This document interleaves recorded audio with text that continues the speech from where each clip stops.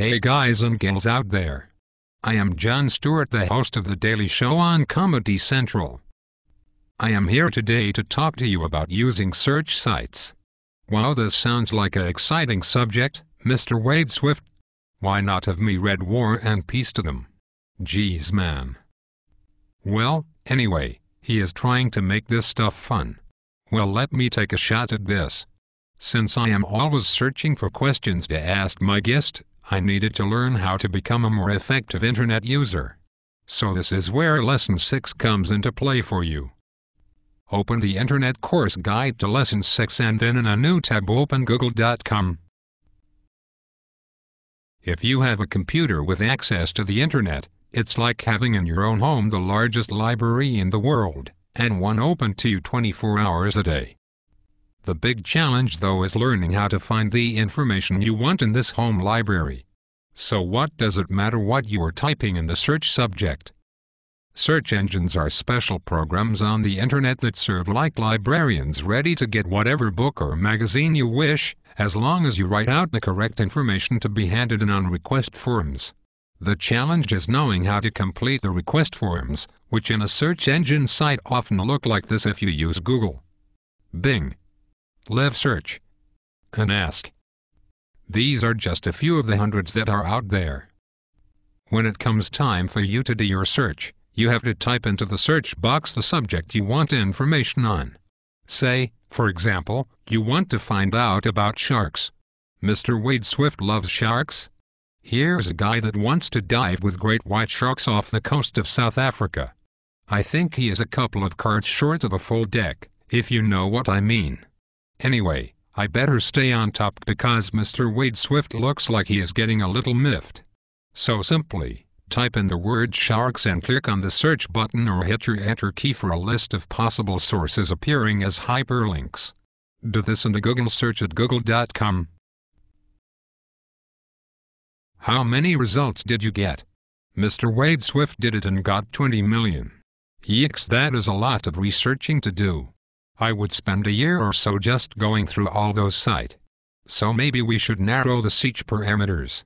Now if you are looking only for a particular type of sharks, say tiger sharks, for example, you would type in both words putting them in quotation marks. Quotation marks treat the enclosed words as a phrase, so what you are really doing here is looking for a phrase rather than a single word. The quotation marks tell the search engine to look for all sites having the words tiger and sharks together.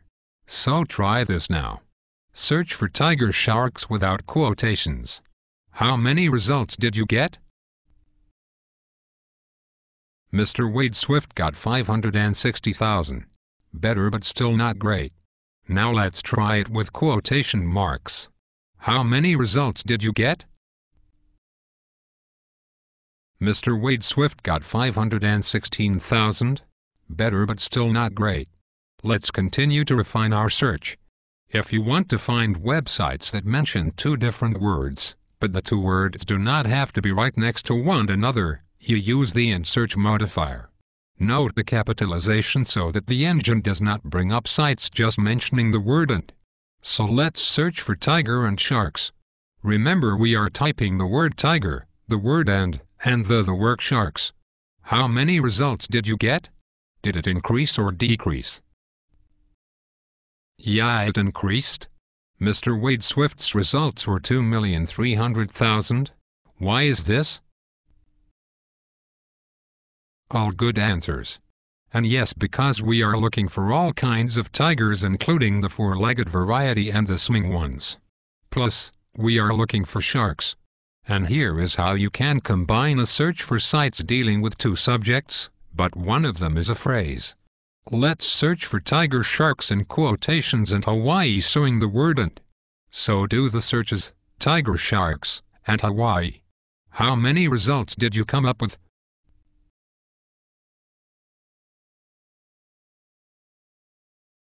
Mr. Wade Swift got about 173,000 results. Sometimes you are looking for a subject but you want to exclude one aspect of that subject. Say, for example, you want information on private schools only, excluding public schools. Your search entry might be schools not public. Here is how you might do a search on skiing while trying to exclude all those sites that mention water skiing. Whatever terms you use in your search, you can be sure that you will end up with lots of examples that have no interest to you and often seem totally irrelevant. Searching on the internet is like throwing in a big net, looking for a specific fish when you figure you are in that fish's territory. Chances are, you'll often pull up many fish that you don't want. Now let's answer some questions using search engines. Use at least 3 different search sites to do this lesson. Find the answers to any 10 of the 40 research questions Mr. Wade Swift has for you. He has these questions in shared files under the file name Research Questions. Each answer must include the search site used, the question researched, not just the number of the question but the entire question copied over, the website URL where the answer was found, and finally the answer to the question. Of course, Mr. Wade Swift has a file already with this all together for you. He is a terrific guy. So let's get busy. Stuart signing off.